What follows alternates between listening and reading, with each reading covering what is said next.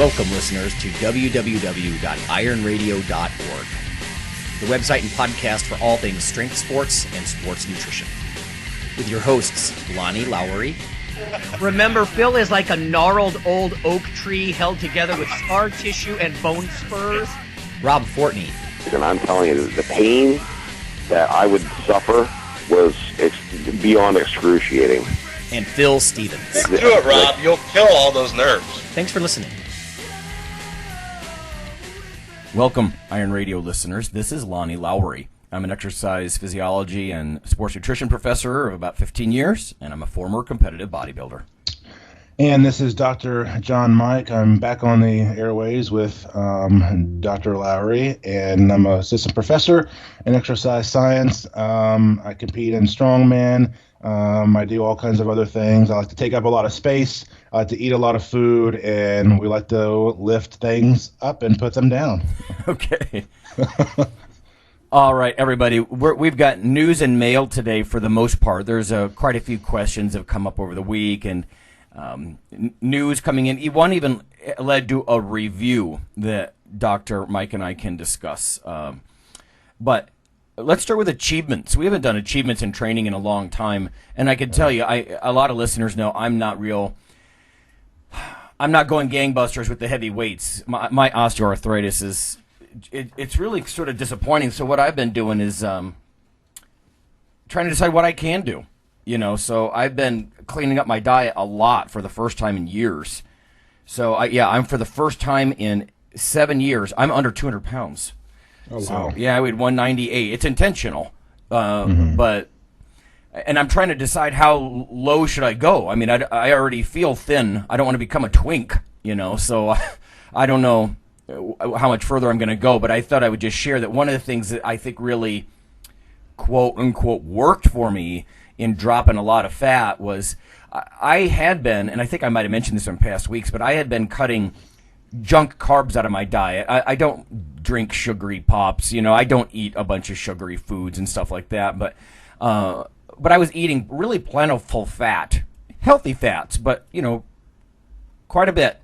And I pulled those out, really. I mean, I pulled it down to lower fat, and I know that's not very in vogue right now, but that worked for me, actually. So I was controlling now, recently, fats and carbs, and I think that helps. So my protein's high, not super duper high, but trying to keep a gram per pound or so.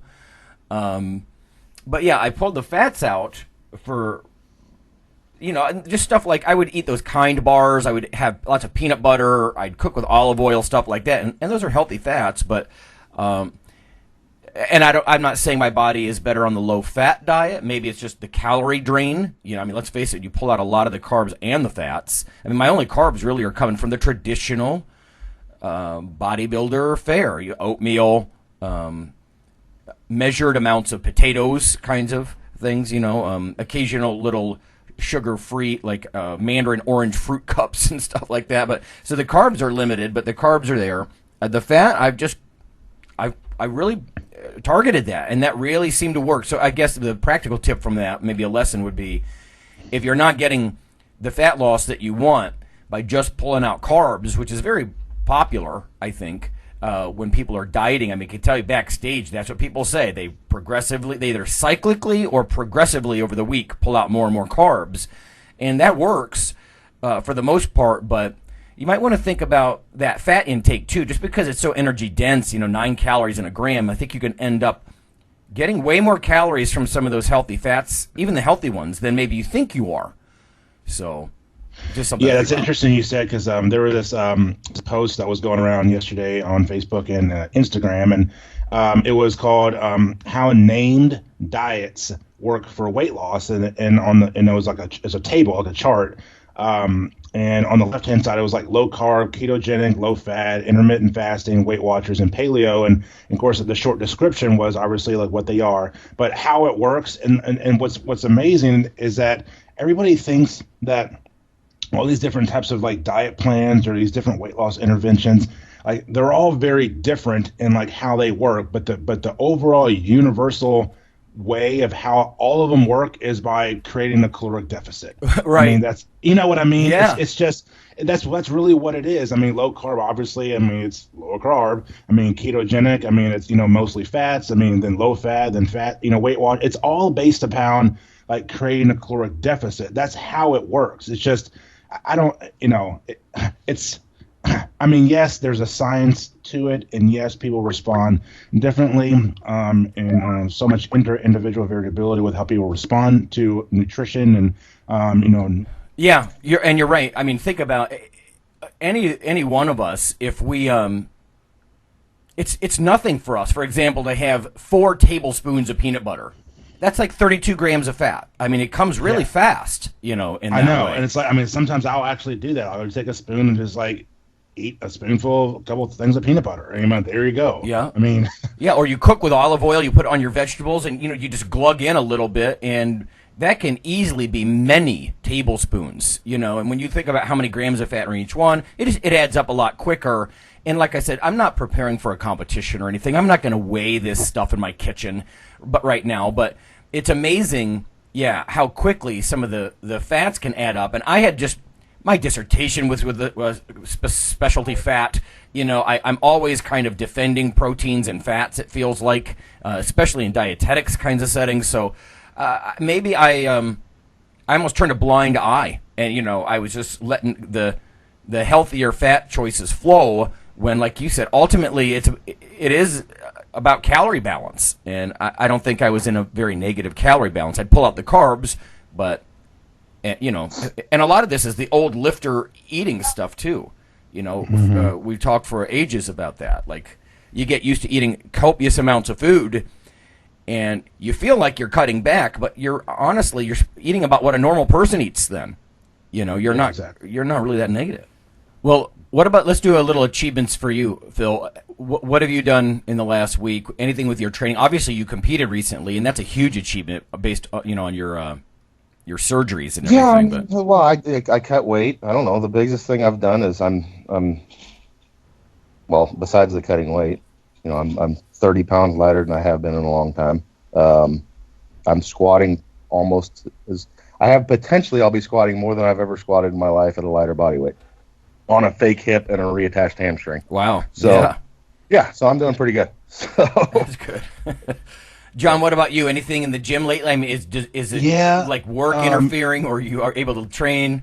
This last week, work's interfered a little bit, and just because some other stuff going on. But in the last couple of weeks, I did 285 overhead press just for a single. It was pretty easy. I went for a 300, but missed the lockout for about a few inches, and then the video got messed up.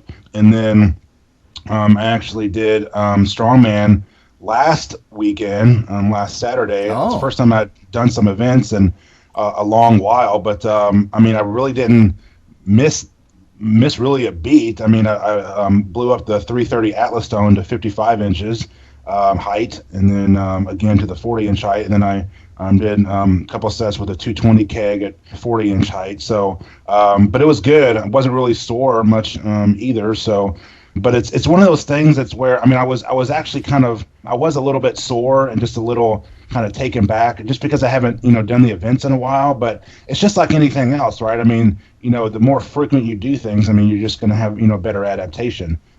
And then what else? I did some kind of tactical stuff the other day. I had a couple of big heavy sandbags on my shoulders, and I was attached to a sled and pushing the sled with another heavy sandbag and a 205-pound human standing on the sled too. So I like to do some different types of tactical things, and every once in a while. So yeah, Sounds other than fun. that, pretty good. Heavy floor pressing. Did some 520 reverse band squats, about 3 weeks ago. So it was pretty good. So far, yeah. Sweet. Okay. Hey, I have a question for you guys.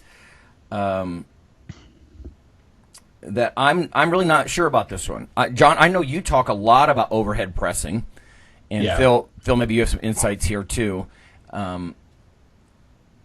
This is from Young Biochemist, as he says.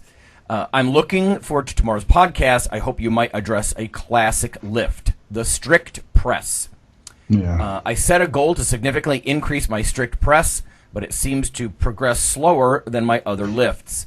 I've done some reading, and some coaches seem to think that shoulder exercises respond to higher carb diets for some reason. I've never heard that. I've never heard that. Do you or the other experts have any suggestions about pressing above and beyond body weight without piling on carbs? Thanks. Interesting. What do I've you never think, heard John? that before. I mean, physiologically, obviously, it's we know that increased glycogen storage and utilization is obviously going to help with higher intensity types of activities and volume work, et cetera, et cetera. But I've never actually heard that increasing carbs would have a direct effect Right. with your overhead work. Yeah. Right? It's kind of like, even you could use it with any other exercise. You could say, well, I'm going to go eat like a whole pizza, and then go do some deadlifts. Well, yeah, I mean, you have more energy, utilization for your activity. So I've never really heard that thing. Yeah, what directly mechanism? before, but I can't even think of Yeah. a specific mechanism for your shoulders. I wonder where I've that never comes heard from. that before. Yeah. I'd be actually interested to see like where he saw that or read that. But What are tips? though? yeah. So he's actually right. I mean, like overhead pressing is actually, in my experience, one of the top lifts that just take forever to just increase. And yes, there's many different types of variations. I mean, there's just strict press, there's seated, there's standing. There's different specialty bars. You can use bands or chains. You can do push press. You can do jerk. Whatever. So I think I would definitely suggest the person to kind of find out where they're weak at, where their weak points are. I mean, typically for overhead pressing, even if you do a little bit of a push press, a little bit of a dip and drive phase, the two biggest limiting factors with overhead pressing, I mean, aside from just like, big shoulders, but the two biggest limiting factors are speed work and triceps, and it kind of goes back to what I've typically have discussed is like grinding strength versus like explosive strength. I mean, for strict pressing, it's a little bit more on the grinding strength, slower tempos, type of thing, which is fine. I mean, and you need that. But if you're not focusing on explosive strength at all and speed work or dynamic effort work, then your max effort, your max strength is going to tend to suffer because of it. On the other side of the spectrum, if you train more speed work, okay, and without emphasizing triceps or extra grinding strength, your max is also going to suffer because of it. So it sounds to me like you definitely need to train more in the explosive part and do speed work, and then do some assistance exercises that focus on shoulders. It could be lat raises. It could be I definitely do a lot of back work. A lot of upper back and core work is really heavily required for overhead pressing. So I would definitely start doing those. Yeah, I just spoke to a student in the hallway specifically about that. He was asking about overhead pressing, and he said he just likes to put a 135 on a bar and just in the middle of the room just hoist it up and do some overhead pressing. I'm like, I think that's actually good. You're doing that like a man, instead of people, they sit down on all these little machines and do all these alterations of a military press. It's kind of refreshing, I think. But yeah, I think the only way that a high carb diet could help is just in general if you're gained weight. If you gain weight in general, your overhead press is going to go up. But yeah, I mean, I don't see how it could potentially be like when I have a high carb day and then go increase my bench or my overhead press. So yeah. But Phil, what would your tips be for someone like if you got someone who really wants to? Well, maybe let's back up. Why would you work on that with someone other than they just want it big? I mean, what are some of the advantages or a sports, or how would you encounter this in your setting? like an overhead press? Yeah. In general? Well, I use it more for all my athletes aside from powerlifters. We Okay. do a lot more overhead pressing than we do benching for any athlete besides a powerlifter because, well, of course, powerlifters have to bench. But I think it's just a more applicable move to real life and to real sports than the bench press is. Yeah. And just overall strength. I mean, it's a much harder move. It's a very frustrating move, like John was saying. I mean, it's harder to get to go up. You got a lot less stuff involved. There's a lot less pectoral involvement and things like that than there is in a bench press. But, lat strength has a lot to do with it, especially in the bottom end. And just learning how to engage your lats and press off of your lats. But Yep.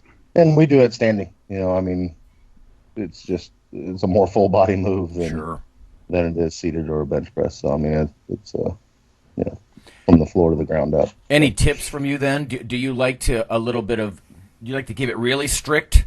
Do you like to do it more explosively, put a little bit of a ballistic nature to it? Like, Yeah, I mean, we alternate through it. I mean, we'll do 4 to 6 weeks of strict press, and then we'll do 4 to 6 weeks of push press. Okay, so it got just you. Depends. Mm-hmm. The push press more to work the top end, the strict pressing to work the bottom end. Most people are going to get stuck right about your forehead in a strict press once you're going for a max, and that's just looking at the physics of the move. It's where the lever arm is the furthest. When the elbow is 90 degrees from the ground, the elbow is as far from the body as it's going to be. Of course, it gets the hardest.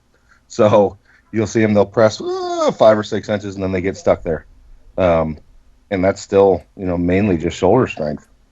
Right. The top end's all lockout, but so okay. What else do we have here?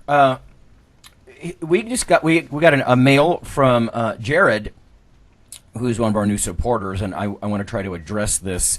Both you guys might find this interesting. I'm not sure if I should be shocked or so jaded. It's not even that surprising anymore.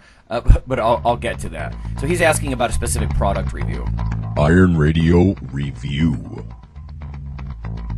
And some of our names and our friends are in these ads, and I'm like, what?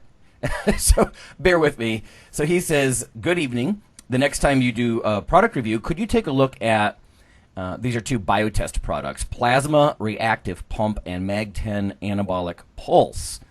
I've used the Plasma, but I haven't decided if at a price tag of nearly $70 it's worth it or not. Yeah, I actually use the same product. Okay. Well, let me finish here. So before I pony up again, I thought I'd get your take. I'm really interested in the recovery claims, and if you guys, what you think or your experience is worth it. I don't typically use supplements or any products other than protein, creatine, caffeine, and then melatonin. Thanks a lot. Love the show. All right, John. So you said you use one or both of these? Yeah, I use Plasma, yeah. Okay. Why? Like, So what is it? Why do you do it? Well, it's a product from Biotest, but it has branch cyclic dextrin in it, which is I believe it's more like a faster-acting carb, but it also has casein hydrolysate in it. Right. Pre-digested casein, right? Exactly. So, I mean, casein, as we know, is a slower digestion protein, but from what I can remember, when it's hydrolysate, it's more, quicker acting. So I believe it has what's called a low osmolality, which basically means that it sits really well in your stomach and it doesn't make you feel like bloated. And so it's pretty good recovery drink. Like when I first got it, I was kind of buying it fairly regularly, but what I typically do is I'll fill up the jug full of it, or maybe 3/4 full of it, and then I'll drink it during my workout. And then if I don't drink it all, I'll put it in the refrigerator, keep it cool, and then use the rest of it for like my next workout. So it saves a little bit of cost by having to purchase it fairly regularly. But I mean, there's also some other products out there. I mean, there's a product called Carbolin, with different flavors, and it's basically the same thing, but it doesn't have any casein hydrolysate in it. So it's a little bit cheaper, but you can actually buy like your own cyclic dextrin and get your flavored food coloring and some casein hydrolysate and mix it yourself. I mean, I don't know if you want to create a biochemistry lab in your kitchen. Yeah, maybe a convenience thing then. Yeah. Yeah. So I mean, it's a pretty good product. I've always had some good results with it. I mean, I can tell a difference. All right. Well, let me read some of the claims from the site. First of all, when I went and took a look, I haven't looked at these things in a long time. Like first, the Mag-10 product. Mag-10, Phil, correct me if I'm wrong, but originally Mag-10 was their pro-hormone. It used to be a pro-hormone, yeah. Yeah, and they just sort of spun that name, maybe that brand recognition, into something that's not hormonal at all. Well, at least, it's not an andro type thing. But anyway, both of these products that I'm looking at, the Mag-10 Anabolic Pulse and the Plasma they're essentially protein and carbs. right? It's special carbs. It's pre-broken down casein, like into peptides. And what makes them different, as far as I can tell, is the plasma has citrulline malate. It's got a specific metabolite / non-essential amino acid with the intention, I believe, of working through some arginine pathway and NO and causing vasodilation. So the plasma is, it looks to me like very much like the same or a very similar product to the Mag-10. And if you're, I don't know if I would tend to buy one or the other, and maybe they sell them in a package deal. I don't know how they do this. Here's what they say about let's start with the plasma one. It says plasma contains a unique blend of fast-acting di- and tripeptides that produce biological activities and effects in muscle for performance, growth, and recovery beyond that of other proteins and aminos. The formula also contains a special carbohydrate complex that, in addition to increasing metabolic rate, drives the formula's di- and tripeptides and other nutrients into muscle cells. So either they're talking about the carb causing a nice insulin response or something with the blood flow, maybe. So it looks like they're sort of suggesting you do it pre and mid workout, maybe, with the plasma. Whereas I think with the Mag-10, they're using it in various ways, more like a traditional protein carb combo, I believe. So the Mag-10, from their site, and I'm going to get to some of the what the science of the government says about this in just a minute, but for this one, they say the next generation of protein and carbs. Today, supplement science has evolved. There's more advanced forms of protein and amino acids that build muscle faster, and there are designer carbs. Carbs can even speed up your metabolic rate. And then it says, essentially can't be stored as body fat. I'm dubious about that one. So this looks like, it says fastest recovery, fastest growth. This is where I got a little shocked as I'm reading through this. There's some quotes in here from Jim Wendler about how he uses it and this and that. And maybe that's why listeners are asking, hey, should I take this? And they start talking about ways to use Mag-10, like protein pulsing during cardio. And I was stunned. It says, Dr. Lonnie Lowry tested this in the lab. And I'm like, wait, what? Now, the truth is, a few years ago, I did write an article about sipping proteins once cardio has begun, right? So I would do my usual, I was getting ready for a competition, and I would sip low doses of protein water about 10 minutes into a non-panting treadmill session. I just hit the treadmill on a mild incline, go do my fat-burning cardio kind of stuff. And if you're not familiar, if you hammer carbs, and I would wager carb and protein drinks, before you get on the treadmill, your RER is going to be high, right? You're going to be oxidizing, using those nutrients, and your insulin would go up, and it would sort of interfere with fat mobilization. But once you start to exercise and the adrenaline starts flowing and your central nervous system gets activated, your pancreas literally it's innervated directly, you won't secrete as much insulin. So if you think about this, that's good during fat loss, right? You might want to have insulin high when you're trying to build muscle, but when you're trying to strip fat, you want to make it vulnerable. So I was just basically playing with the idea that protein, once you wait, 10 minutes into a workout, you could sip it every 20 or 30 minutes. And sure enough, that whole physiologic effect of blunted insulin release, that really seemed to happen, because my RER, the lower the better when it comes to fat burning, right? Down near 0.70, 0.72. It really did stay low. So I was able to trickle in some amino acids and, at least in theory, spare some protein, spare some muscle tissue while I was stripping off the fat. That's what I was trying to do. But there's some quotes in here, and I don't remember saying this exactly. I may have said something along these lines. It just doesn't look like the way I talk. I don't know. I probably said something, and marketing, they get a hold of things, and it's like politics. They get a hold of something with a nugget of truth and I think blow it up a little bit. So, yeah, but I saw, quotes in here from Jim. Let me just make the record straight, at least from my perspective. I dabbled with this, with the metabolic cart on myself because I was curious about whether or not I could trickle in protein in low amounts when I was doing my pre-breakfast cardio. I did not do a study on this. I did not collect data on a lot of people. I did not analyze data. I did not present data. So, interesting stuff. But they do talk about ways to use it in here, and some of them do make some sense to me. Like, again, sipping small amounts of a protein beverage once a workout has begun, manipulating intermittent fasting maybe, that kind of stuff.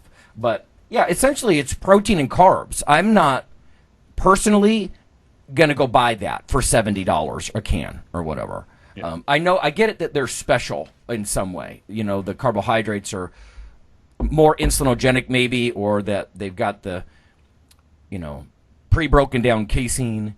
But let me very quickly, I pulled 3 studies on the citrulline malate because I haven't been up on this literature. All I know, from teaching metabolism, right, is that this is part of your urea cycle in your liver that helps clear extra nitrogen out and get it, eventually into your bloodstream and urinate it out through your kidneys. But also that the citrulline malate, it's linked in metabolism to arginine and to nitric oxide production. So that's got to be where this is going. So there are 3 papers here on citrulline malate. This first one's European Journal of Nutrition. It's literally this month. It's spanking new by Glenn and colleagues. It says acute citrulline malate supplementation improves upper and lower body submaximal weightlifting performance in resistance-trained females. It says, purpose, citrulline malate is a non-essential amino acid that increases exercise performance in males. Well, I think that's a bold statement. I think there's some suggestion of that, like some more reps maybe, but so they took 15 females that were 23 years old. They gave them 8 grams of essentially a sugar pill, dextrose, or 8 grams of citrulline malate. 1 hour later, they did 6 sets of upper and lower body exercise, so bench pressing and leg pressing, to failure with 80% of their 1 rep max. Cut to the chase. The subjects were able to complete significantly more repetitions throughout the upper body when consuming the citrulline malate versus placebo. So I think they got like 1 to 2 more repetitions when they consume that. So that's by Glenn and colleagues. Very new stuff. So that suggests it may help women get another rep or 2. If I go back in time just about a year, this is from Wax and colleagues, and you see his or her name crop up quite a bit in this. I don't know if that's a good thing or if it's suspicious. I maybe he or she is just really into this. But this is from a journal I'm not familiar with. John, have you ever heard of the Journal of Dietary Supplements? Yeah, I have. Actually. I have not, actually. Yeah. I don't know how. It's definitely in the last 5 years. I don't think it's like a newer journal. Okay. That's the name just seems a little odd to me. I don't really see this a lot, and I didn't know if this was one of those. You really got to keep an eye on journals these days. There's a lot of vanity journals and ones that aren't worth as much as some of the other ones, and I'm not saying that's this one, but 2016 paper, though, effects of supplemental citrulline malate ingestion on blood lactate, cardiovascular dynamics, and resistance exercise performance in trained males. Again, by Wax and colleagues. It says citrulline malate has been proposed to provide an ergogenic effect during resistance exercise. However, there's a paucity of research investigating these claims. See, I prefer a lead-in like that rather than on that previous paper where they said it increases exercise performance. Right here, they're saying, listen, this is a claim. Let's look. Again, with the 8 grams of citrulline malate, they looked at blood lactate, heart rate, blood pressure, both before exercise and after. It says citrulline malate ingestion significantly increased the amount of reps performed for each exercise. Chin-ups went up by 4 reps. Push-ups went up like 9 reps, I think. push-ups to failure, I think this is. And then in this one, it says blood lactate, there wasn't a treatment difference. Sometimes they look at blood pressure in these studies, too. And it looks like, as I just pan through these, my interpretation right now, at least in a cursory way, is that they're looking for the blood pressure because if NO works and it vasodilates you, your blood pressure would come down. And some of these seem to show a mild effect and some don't. Let's see. One more. This is from the Journal of Strength Conditioning Research. Again, Wax and colleagues. This is 2015. Effects of supplemental citrulline malate ingestion during repeated bouts of lower body exercise in advanced weightlifters. So now we've got women, now we've got advanced. The purpose of this one was to test the efficacy on, again, performance, blood lactate, heart rate, and blood pressure. They keep choosing these same variables to test. Again, 8 grams of citrulline malate, repeated bouts of multiple lower body resistance exercise, specifically 5 sequential sets with 60% of the 1 rep max to failure in the leg press, hack squat, and leg extension. And then they looked at all these different variables, heart rate, blood pressure, etc. Let's see. Subjects in the citrulline malate group performed significantly higher number of reps during all 3 exercises compared to the placebo group. Huh. No significant differences noted for blood pressure measurements this time. It looks like to me, based on those 3 papers, again, some of them from the same couple of guys, that you might get a couple more repetitions. I don't know. I went to something that's sort of a Gen Pop education site, right? Just WebMD, and be careful, everybody, going to WebMD, not because it's poor, but because it's very general. But I wanted to see what they're putting out there as the purpose of this citrulline malate. Again, this isn't that plasma product. It's the only thing that seems to make it different from the Mag-10 protein and carb product. This, under, again, WebMD, L-citrulline, it says L-citrulline is a substance called a non-essential amino acid. Your kidneys change L-citrulline into another amino acid called L-arginine and a chemical called nitric oxide. On the next page, it says some studies suggest that giving L-citrulline through a vein may help prevent blood pressure complications in children who just had heart surgery. That doesn't sound very applicable to us, though. L-citrulline supplements may ease the symptoms of mild to moderate erectile dysfunction, but doctors say it does not work as well as drugs such as Viagra. Well, I would imagine not. And then it says it's even been used for things like celiac disease and different problems with the gut. So that's what I know about those products. Like I said, in a nutshell, protein and carbs, and the plasma has a little bit of this extra weird amino acid that may help a little with vasodilation, or 2 to 4 more repetitions depending on how heavy. So that's what I've got. Phil, you don't really use a lot of supplements, do you? No, I mean, I can't speak on this at all because I don't know anything about it. So I'm reading through this. I that's don't. Just me being, yeah, just truthful, curmudgeon. So. Yeah, it's like because I guess I'm at the point in my career. I'm not going to spend $70 for protein and carbs. I don't care how fancy they are. That sounds kind of bad, but that's where right I'm now at. We use some whey, and that's about it. Other than that, it's food. So. I would want to see a comparison, and I don't know if you're going to see this study or not, but with all the talk about designer carbs and pre-digested things, I would want to see a direct comparison and some pretty robust differences with just, having some whey protein and eating a potato when you're done training. Something like that. Yeah.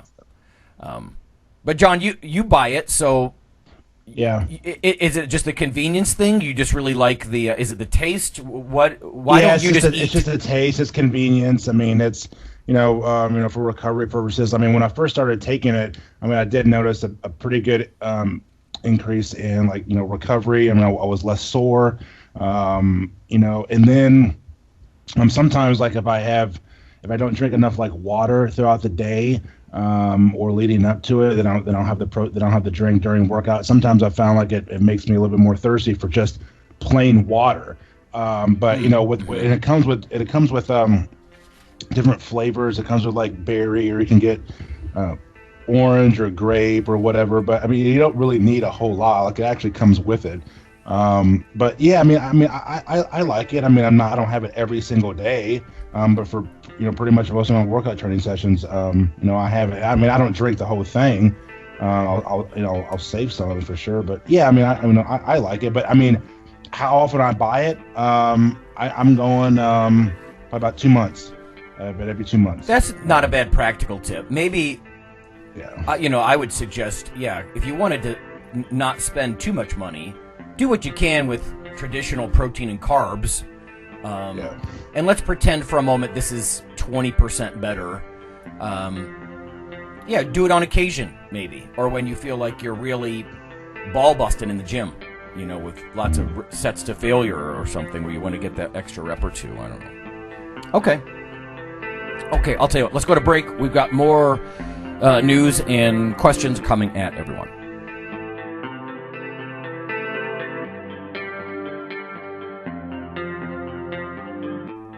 Hey listeners, this is Dr. Lonnie Lowry. If you've ever had anyone critique you on your protein intake as part of your weightlifting lifestyle, oh, you poor meathead, all that extra protein is going to rot your kidneys or weaken your bones or dehydrate you or give you gout or who knows what. There is a book available. You could simply Google CRC Press and Lowry. And what I've done is reach out to experts all over the world and create a book, a single compendium that you can hold up and say, this is why I consume extra protein. This can be very valuable when you're being quote-unquote educated by various professionals on the topic. There's an enormous amount of literature in this book on the safety, the effectiveness, how protein works in cells, the history of protein and weight trainers, much more. So again, please check out CRC Press and Protein and Lowry. You can just Google that. And I do, full disclosure, I do make a small single-digit royalty on the book. But that's not why I did it. I did it so we can all have something, our particular population, to both defend what we do and to inform our nutrition and our eating. Thanks.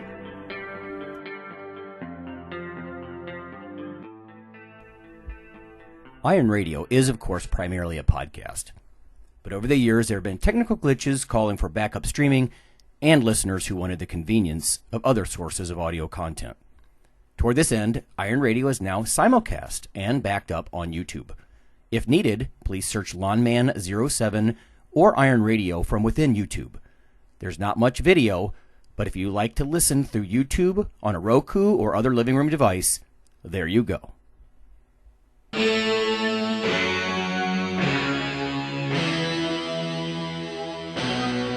Like your weekly fix of Iron Radio?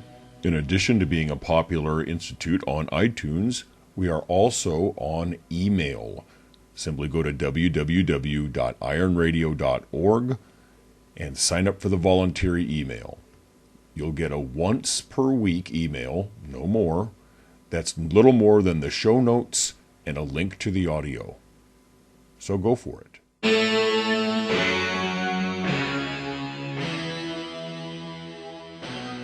All right, folks, we're back. We're going to start with, continued news and some questions that we've gotten from people in this past week. I just want to give a shout out, sort of. We are 10 weeks out from the NPC Minnesota State Championships. If you remember, we had Chris Bongiovanni and Branch Warren on a few weeks ago, and I'm on their mailing list. I like to keep tabs because it's very professional the way that Chris Bongiovanni does that stuff up there. They're actually marketing it now. I see on the logo, it says Minnesota Sports Expo, Minnesota State Sports Expo. So they've really expanded, again, at the amateur level to almost something like a mini Arnold Classic. It looks like there's some CrossFitters involved and other things. I don't know. They're just trying to bring in a lot of different sports and make it more of a festival. So we've kind of touched on that already in the past. And I wouldn't know about the Highland Games thing, but I get the idea, right? Just mostly from Phil, that's got a fun festival atmosphere. That could work. So, yeah, we're 10 weeks out from that. And that's what they send these little mailings. And so basically, get your ass in gear if you're going to do this. Time to crank up your diet. Where are you in your diet, I think? So, and then lastly, I did this a few years ago, and I thought I would offer this. I teach a completely online sports nutrition course, and I'm just going to toss it out here. We've had, only once ever have I had someone that wasn't just a traditional student at my university say, hey, can I take that? But so many times people ask basic questions about sports nutrition, and I think it might be just good to take a straight university course, like that hits all the bases, uses a solid entry-level textbook. So I do teach such a course, and I'm just going to toss that out there for listeners. You could do it completely online. You simply enroll at my university as a guest student, that kind of thing. There are some seats open left. This is 3 weeks. This is just in May. I do it every year, and I'm just going to, again, I'm going to toss it out there. But topics that we literally have topics like a week we talk about, well, actually we condense it down because it's so fast, but we have entire sessions on fat loss, muscle gain, maximizing athletic recovery, carb loading, creatine loading, different kinds of proteins, other dietary supplements, pregame meals, eating disorders, even jobs that are out there in sports nutrition, different little investigative activities. So I send students out to go look at labels. I want you to see things firsthand, like analyze the label. So you're doing a taste test, but then you're also looking at it more like a scientist and whatnot. If you do have any interest, you could just email me, lawnman7@hotmail.com, or through the IronRadio.org website, and I can give you some more info about the course. And again, it's a broad base, so I think we're all educated a little bit more on the basics, so we can have meaningful chats about stuff like this. Like we were just talking about what makes a hydrolyzed protein different from something else, that sort of thing. It is probably helpful if you have a little bit of background in exercise science, or if you have any kind of bio or chemistry background, nutrition background, would be helpful. But yeah, send me an email if you're interested, and I can squeeze you in. It just dawned on me that I haven't brought this up in like 2 years. It's completely online, and the university is not opposed to guest students hopping in on this stuff. So there's my little news tidbits. But John, back to questions. You said you ran into a specific question this week. Was it fiber types, muscle fiber types? Yeah. So essentially, I mean, I've seen, and it's not a large group of individuals, but I mean there's certainly a lot of trainers out there that train their clients. One particular individual like that trains at our gym, he'll ask me some questions. It's funny, he'll actually ask me questions while I'm working out, which which is, I mean, it's okay, but I prefer not to, just so stay focused and all that. But he'll actually ask me questions at the same time he's actually training his clients, and I've noticed, like with this particular individual, I mean, this individual doesn't have any science background, like at all. I think he got a degree in like communications or marketing or something. But he's known for like giving these large these disseminating scientific explanations to his clients like in the middle of their training sessions. And so like he'll start talking about like when someone's benching or deadlifting or whatever, he's talking about like fiber types, and well, when you do this, you're training these fiber types, and I'm just like, I mean, people need to understand that, I mean, the three main fiber types obviously have slow twitch and what are called FOG or FOG, or fast oxidative glycolytic, and fast twitch. But they all run in a continuum of one another. Like they don't turn on and turn off when you do one particular major activity. I mean, yes, with high strength and explosive activities, yes, you're using more fast twitch fibers, but it's a higher percentage, right? And so, which is based off genetics. It's dependent on training and responses, but when you have clients that are paying you to get results, that's exactly what it is. They're not paying you to talk about fiber. Like, they don't know what the fuck that is. I mean, it's like all this dumb shit that clients just don't really care to really understand when they just want to drop some body fat or just look good naked, and I say that to my classes about, people's goals are to like look good naked. I mean, Phil understands this.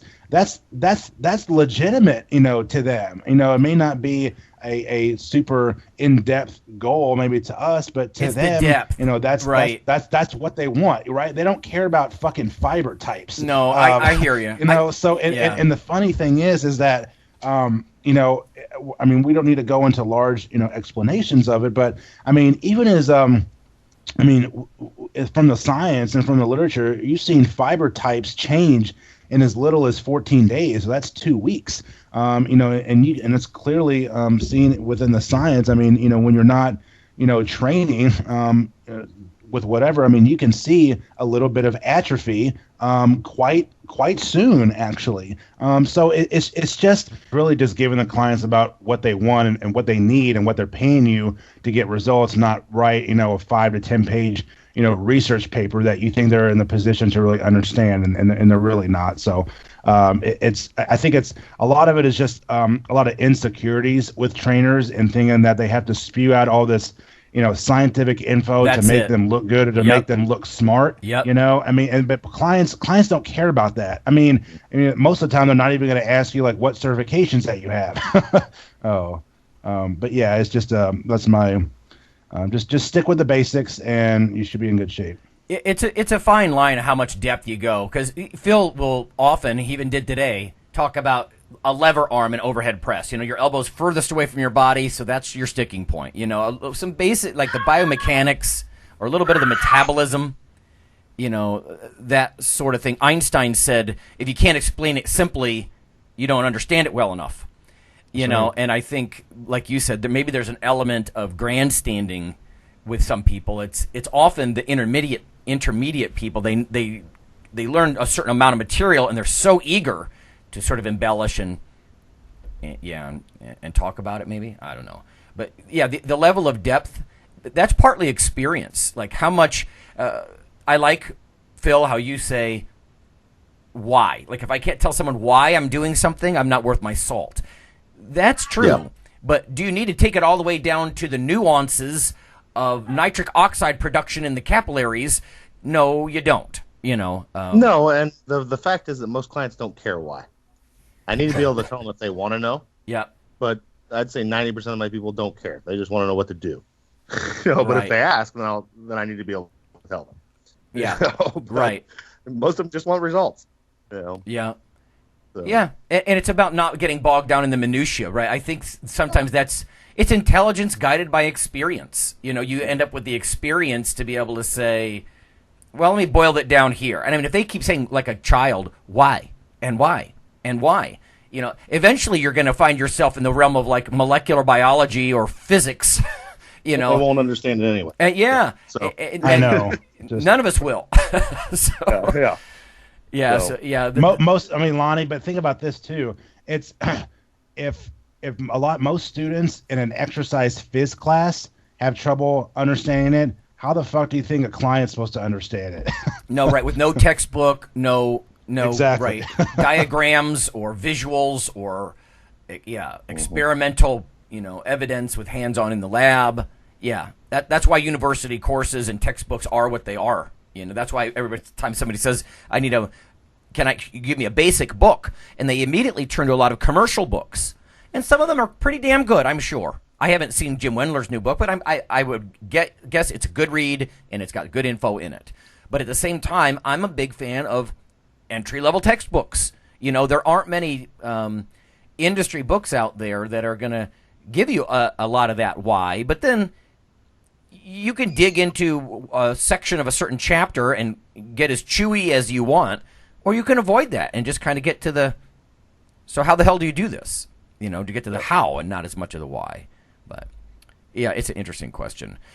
They came up with me just before we sign off here this past week. Another faculty person he's asking me about pennation in a muscle and why it leads to greater strength, like not just the fact that there's more fibers per cross-sectional area, but why is it that training causes increased pennation? And I said, honestly, I don't really give that much thought. I suppose the muscle hypertrophies on some level, and when it bulges, there's a little bit more of a diagonal of the fibers where you get more fibers pulling.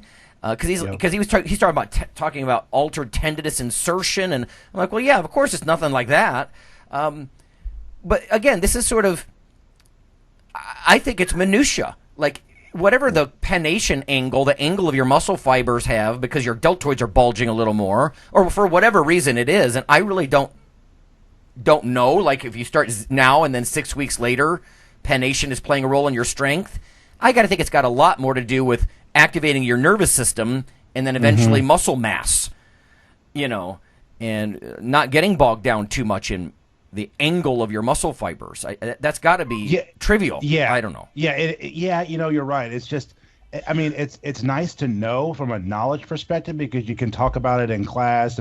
Because like when I taught biomechanics, I talked about pennation angle, and you're right. I mean, when you have a larger cross-sectional area, you can have your fiber orientation is more angled, and you can pack in more fibers if your pennation angle is say 30 degrees versus like 0, which is great. So it's nice to know those things, but at the same time, like you're right, it's like it's kind of like minutia with the bigger picture. It's just like, well, what are you going to do? I mean, seriously, are you going to train? It's like you're going to fucking, I mean, like, okay, I can't do lat raises because it only does this pennation angle to my shoulder. You know what I mean? It's just like, just train. Right. Or do reps like this to maximize a few degrees of increased pennation angle. We're going to train for pennation angle now. What? Yeah. Lift the damn weight. Lift a heavy weight. Lift it with enough volume and eat like a horse. It's funny. All right, guys. I think everybody's struggling a bit today, so we'll catch up with everybody next week. Sounds good. All right.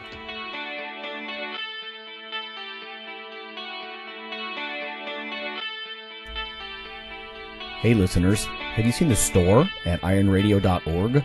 There are 3 halls in the store. One for Phil, one for Fortress, and one for myself, Dr. Lowry. And they're thematic. So you can go into our Halls of Iron store and choose based on your goal. If you need something to learn or read or something nutritional, you can look in my store, Lonnie's store. If you want something about injury prevention or competition, then take a look at Phil's Hall of Iron. And if you want something about motivation or daily training, Fortress's Hall has what you're looking for. There are some fun, heroic descriptors as you browse through the store, so we try to make it a little more fun than the average boring online store. And whether you're a novice lifter or someone more experienced, you can take heart that you're not wasting your time.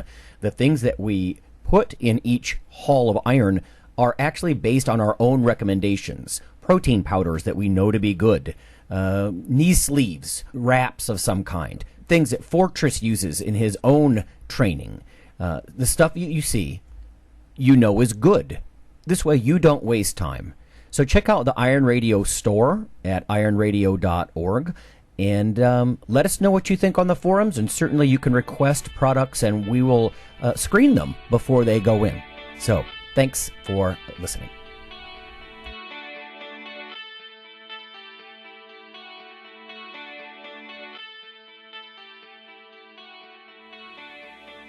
Iron Radio is accepting donations. If you like what we do, the professors, the scientists, the bodybuilding show promoters, the athletes themselves in powerlifting and bodybuilding, please consider making a donation or maybe buying something from the ironradio.org store. We also are accepting supporting members. So for $4 a month, which is frankly less than the bank sneaks out of your account in fees, you can step up and support a form of sort of public radio for the bodybuilding and powerlifting and strength community. The Iron Radio podcast and all of the audio on ironradio.org is for informational purposes only. If you're interested in starting a diet or exercise program, it's important to check with your physician. Also seek the help of registered dietitians, athletic trainers, and qualified exercise physiologists in order to make the progress that you need.